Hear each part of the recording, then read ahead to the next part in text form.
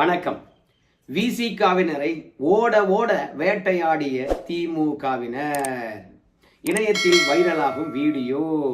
அந்த வீடியோவை நான் உங்களுக்கு தரப்போறேன், நீங்க பாருங்க. விசிகாவினரும் திமுகவினரும் மோதிக்கொண்ட அந்த காட்சியை, அதாவது விசிகா திமுக இரண்டு பேரும் மோதிக்கொள்ளுகின்ற காட்சியை வச்சு அரசியல் விமர்சகர்கள் ஏதோதோ பேசுறாங்க. ஆனா நான் அந்த மோதலை வேறு விதமாக பார்க்கின்றேன். எப்படி பார்க்குறேன் அப்படின்னு கேட்பீங்க. அதிகரித்த அதிமுக செல்வாக்கு அந்த மெத்தட்ல நான் பார்க்குறேங்க. எப்படிப்பா திமுகவும் விசிகாவும் மோதி கொண்டால் அதிமுக செல்வாக்கு எப்படி அதிகரித்து போச்சு அப்படின்னு சொல்கிறேன் அப்படின்னு கேட்பீங்க. முதல்ல திமுகவுக்கும் விசிகாவுக்கும் என்ன மோதல், எங்கே மோதல் நடந்தது அப்படின்றத உங்கள்கிட்ட சுருக்கமாக சொல்லிடுறேன். ராசா பொறுத்த வரைக்கும் விசிகாவினர் அமைச்சரவையில் இடம்பெற்று விட்ட பிறகு ஆபாசமாக ட்வீட் போடுறாரு. அந்த ஆபாச ட்வீட்டுக்கு தமிழகம் முழுவதும் எதிர்ப்பு கிளம்புகிறது. அதுலேயும் திமுக கிட்ட இருந்த எதிர்ப்பு கிளம்புகிறது. அந்த எதிர்ப்புக்கு பிறகு அந்த ட்வீட்டை டெலீட் பண்ணிட்டு மீண்டும் விசிகா பலன் பெற்றது ஒருத்தர் இடத்துல, ஆனால் அந்த பலனை இன்னொரு இடத்துல கொண்டு போய் கொடுத்து அங்கே அமைச்சராகிட்டாங்க. இது எந்த விதத்தில் நேர்மையாக இருக்கும்? நம்ம விஜய் அவர்கள் விசிகாவை விலை பேசி இழுத்துட்டாரு அப்படின்னு மீண்டும் சூடேத்தினாரு விசிகாவினர். இந்த ட்வீட்டு விசிகா திமுக இடையில அனலை கலப்பிச்சு ஆபாசமா எங்களை திட்டி வைங்க, உங்க கூட்டணிக்கு நாங்க என்னெல்லாம் பண்ணியிருக்கோம் தெரியுமா அப்படின்னு விசிகாவுடைய இரண்டாம் கட்ட தலைவர்கள்லாம் திமுக எதிர்ப்பு தெரிவிக்க, தலைவராக இருந்த திருமாவளவன் அவர்கள் ராசா அவர்கள் விசிகா விமர்சனம் பண்ணது தொடர்பாக கேள்வி கேட்கும்போது கையெடுத்து கும்பிட்டுக்கிட்டு அவர் அமைதியா போயிட்டார். நம்ம திருமாவளவன் அவர்களை பொறுத்த வரைக்கும் நம்ம ராசா அவர்கள் விமர்சனம் பண்ண பிறகு கையெடுத்து கும்பிட்டுக்கிட்டு சும்மா போகாம அது தொடர்பாக ஏதாவது கருத்து தெரிவித்து விட்டு போயிருந்தாலோ இல்ல திமுகவினர் விமர்சனம் பண்ணுகின்ற போது நம்ம கட்சி தோழர்கள் கொஞ்சம் அமைதியா இருங்க, ஏன்னா நம்முடைய வெற்றி அவங்களால தான் சாத்தியமாயிடுச்சு அப்படின்னு நினைக்கிறாங்க. ஆனா நம்ம வாக்குகளும் அவங்களுக்கு போயிருக்குது என்பதை அவங்க மறந்துட்டாங்க. கூட்டணி என்றாலே பரஸ்பரம் ஒருத்தருடைய வாக்கு இன்னொருத்தருக்கும் இன்னொருத்தருடைய வாக்கு நமக்கும் வந்திருக்க வாய்ப்பு இருக்குது. அதனால ஒரு சார்பா அவங்க தான் பேசுறாங்கன்னு பார்த்தா நாம தோழமை உணர்வுடன் தான் இருக்கிறோம். அதனால எந்த விதமான எதிர்ப்பும் தெரிவிக்க வேண்டாம் அப்படின்னு சொல்லிட்டு போயிருந்தாங்கன்னா, நேத்து பெரம்பலூர்ல குன்னத்துல விசிகா ஆர்ப்பாட்டத்தை அறிவிச்சிருக்க மாட்டாங்க. எங்களுக்கு எதிராகவே ஆர்ப்பாட்டம் நடத்துறியா அப்படின்னு சொல்லிட்டு திமுகவினர் மோதல்ல ஈடுபட்டிருக்க மாட்டாங்க. என்ன அடிதடி, காவல்துறையினர் மழைக்கு பார்த்தாங்க. ஏய் நீங்க அடிச்சிங்கய்யா, நீங்க திருந்தவே மாட்டீங்க அப்படின்னு ஓரம் ஒதுங்கி நின்னாங்க. சில பேர்லாம் காரினுடைய பேனட்டு மேலாம் ஏறி விசிகாவினரை தாக்குறம் பாருன்னு சொல்லிட்டு திமுக காரன் எகிரி குதிக்க, நீ அங்கிருந்து அடிக்கிறியா நான் பாரு எங்கிருந்து அடிக்கிறேன்னு சொல்லிட்டு விசிகாவினர் தாக்க, தாவி குதிக்க, கல்லு வீச, செருப்பால் அடிக்க, சும்மா ரணகலம் ஆகி போச்சு பொன்னம் பகுதியே. காவல்துறையினர் பொறுமையா இருந்தாங்க. போக போக வன்முறை அதிகரிக்கும் போல இருக்குது. அதனால யாரெல்லாம் எப்படி கவனிக்கணுமோ அப்படி கவனிச்சு அனுப்பி விட்டாங்க. இது திமுக விசிகா மோதலுடன் முடிஞ்சிடும் அப்படின்லாம் கிடையவே கிடையாது. அதை தாண்டியும் திமுகவுக்கு பெரிய பாதிப்பை ஏற்படுத்தக்கூடிய ஒரு விஷயமா இருக்கும். விசிகாவுக்கும் அது பெரிய பின்னடைவை தரக்கூடிய ஒரு விஷயமாகத்தான் இருக்கும். அது எப்படின்றத உங்களுக்கு சொல்றேன். ஆனா இந்த மோதலுக்கு பிறகு திருமாவளவனா இருக்கலாம், வன்னியரசு அவர்களா இருக்கலாம், ஏன்பா குன்னத்துல போராட்டம்லாம் வேணாம், நம்மெல்லாம் தோழமையுடன் தான் இருக்கிறோம், அவங்க தான் ஏதோ தப்பா பேசினாங்க பார்த்தா நீங்க ஏன் போராட்டம் நடத்துறீங்க அப்படின்னு திருமாவளவன் அவர்கள் போராட்டத்துக்கு ஒருங்கிணைக்கின்ற போது வேணான்னு சொல்லிட்டாராம். ஆனா போராட்டம் நிறுத்தப்பட்டு விட்டது, கலைந்து போக சொல்லிட்டாங்க அப்படின்னு தெரிந்து கொள்ளாத பல விசிகா தொண்டர்கள் அங்க நின்று கோஷமிட்டார்களாம். ஏய் போராட்டமே இல்லை, எங்கடா எங்களுக்கு எதிராக போராட்டம் பண்ற அப்படின்னு தான் திமுகவினர் அங்க மோதி கொண்டார்களாம். இது தேவையற்றது. நம்ம கூட்டணியில இருந்தாலும் இல்லாவிட்டாலும் தலைமுடன் நட்புல தான் இருக்கிறோம். கடந்த காலங்களில் நம்ம என்னவெல்லாம் திமுக கூட்டணிக்காக செஞ்சிருக்க இந்த விஷயத்தை நினைச்சு பார்க்கணும். நட்புடனே பிரிவோமே, ஏன் மீண்டும் கூட்டணி வராதா அப்படின்ற அளவுக்கு வன்னியரசும் திருமாவளவன் இப்ப பேசியிருக்காங்க. ஆனா ராசா அவர்கள் விமர்சனம் பண்ணியிருக்கின்ற போது இப்ப பேசின மாதிரி அப்ப பேசியிருந்தாருன்னா நல்லா இருந்திருக்கும். பேசாத விட்டுட்டாரு. இப்போ கடுமையா தாக்கி கொண்டார்கள். ஏற்கனவே திமுகவுடைய கோபம் என்னன்னு கேட்டீங்கன்னா, நீ தவியக்காக போகாத விட்டுரு, அதை பத்திலாம் பிரச்சனை கிடையாது. திமுகவுடைய வாக்கு வங்கியே சிறுபான்மையர் மற்றும் தலித் வாக்கு வங்கி தான். அந்த வாக்கு வங்கியை உறுதிப்படுத்துற மாதிரி தான் எப்போதும் திமுகவுடன் இந்திய யூனியன் முஸ்லீம் லீக் இணைந்தே இருக்கும். அதே மாதிரி திருமாவளவன் அவர்கள் 2009 இருந்தே திமுகவுடனே இணைந்து இருக்கின்றார். இப்படி நெடுங்காலமாக ரெண்டு பேரும் இணைந்திருப்பதனால திமுகவை பட்டியல் இனத்தவரும் சிறுபான்மையரும் ரொம்பவே நம்பினாங்க. ஆனா விஜய் அவர்கள் அரசியல் களத்துக்கு வந்த பிறகு விசிகாவினுடைய தொண்டர் பலமானது பாதியா குறைஞ்சு போயிருக்கும். அதே மாதிரி தலித்து மக்கள் ஒட்டுமொத்தமாக விஜய் பக்கம் போயிட்டாங்க. அது இப்ப நடந்து முடிந்த தேர்தலில் நல்லாவே தெரிஞ்சது. ஏன்னா கடந்த தேர்தலில் எங்கெல்லாம் பட்டியல் இனத்தவர் அதிகமா இருக்கின்றார்களோ, எங்க சிறுபான்மையர் அதிகமா இருக்கிறாங்களோ அங்கெல்லாம் வந்து திமுக அதிக இடங்கள்ல வெற்றி பெற்றது 2021. ஆனா இந்த முறை அந்த மாதிரி வெற்றி பெறவே முடியல. பட்டியல் இனத்தவர் அதிகமா இருக்கின்ற இடத்துல திமுக மண்ணை கவ்வி இருக்கு. அப்படி வச்சு பார்க்கும்போது விசிக வாக்கு வங்கியும் பட்டியல் இனத்தவர் திமுக ஓட்டு போட்டதும் தவேகா பக்கம் தாவிட்டாங்க போல இருக்குது. அதனாலே திமுக பெரும் கவலையில் இருக்கிறது.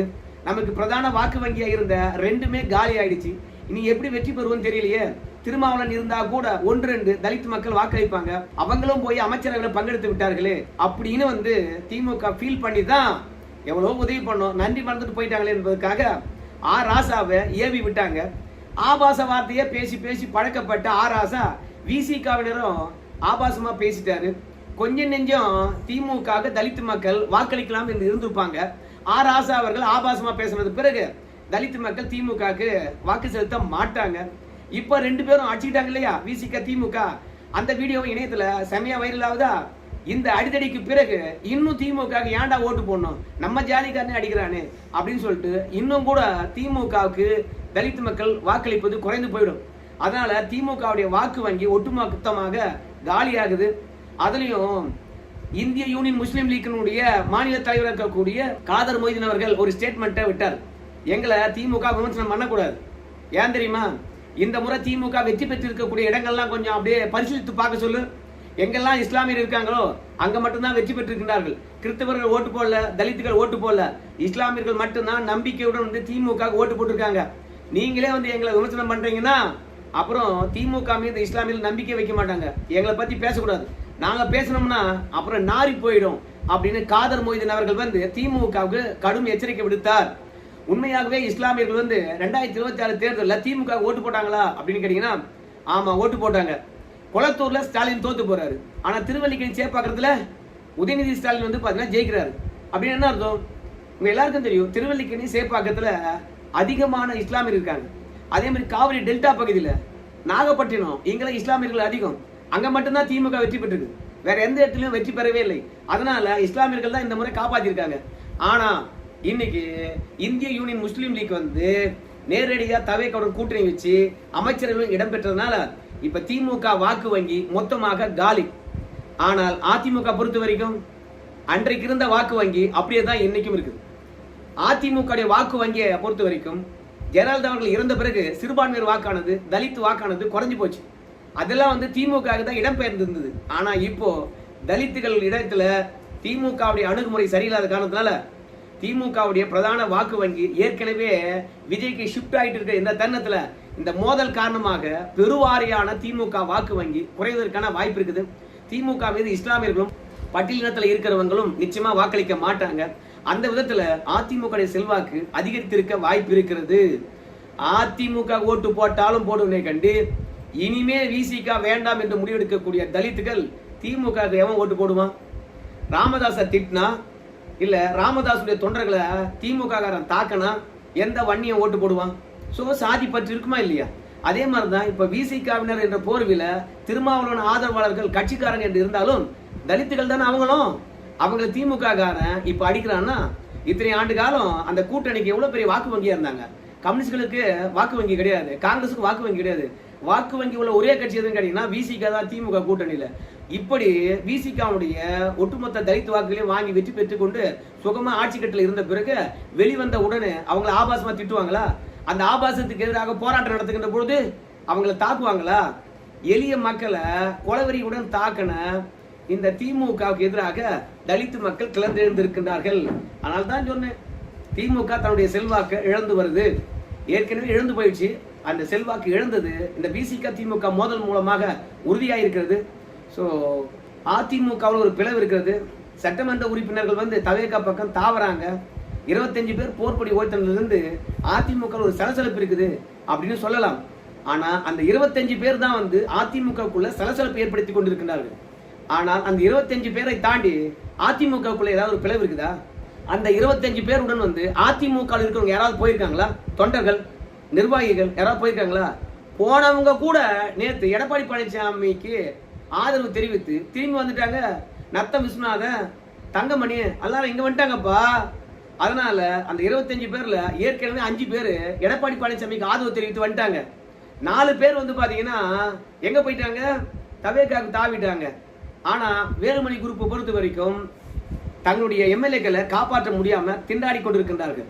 அது மட்டும் இல்ல, தங்கமணி அவர்களும் சரி, நத்த விஸ்வநாதன் அவர்களும் சரி, அதையும் தாண்டி பாலகிருஷ்ண ரெட்டி வேலுமணி ஆதரவு எம்எல்ஏ அவர் வெளியே வந்து வேலுமணியும் சி வி சண்முகமும் என்ன சொன்னாங்க, அவங்க இபிஎஸ் கிட்ட என்ன எதிர்பார்க்கறாங்க அப்படின்னு சொல்லிட்டு அவங்க தூதுவராகவே வந்தாரு. இபிஎஸ் கிட்ட வந்து சொல்லியிருக்கிறாங்க வேலுமணி என்ன எதிர்பார்க்கின்றார், சி வி சண்முகம் என்ன எதிர்பார்க்கின்றார் சொல்லியிருக்காங்க. ஸோ அமைதி பேச்சுவார்த்தையானது நடந்து கொண்டு இருக்கிறது.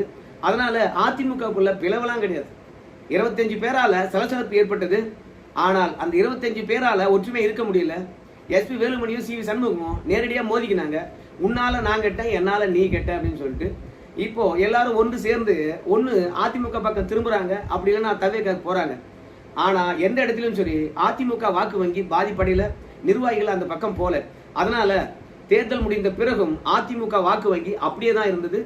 இன்னைக்கு திமுகவும் விசிகாவும் மோதி கொண்டதனாலும், அதே மாதிரி இந்திய யூனியன் முஸ்லீம் லீக் ஆர் ராசா அவர்கள் கலாய்த்ததனாலும் இஸ்லாமியர் வாக்குகளை இழந்து நிற்கிறது திமுக.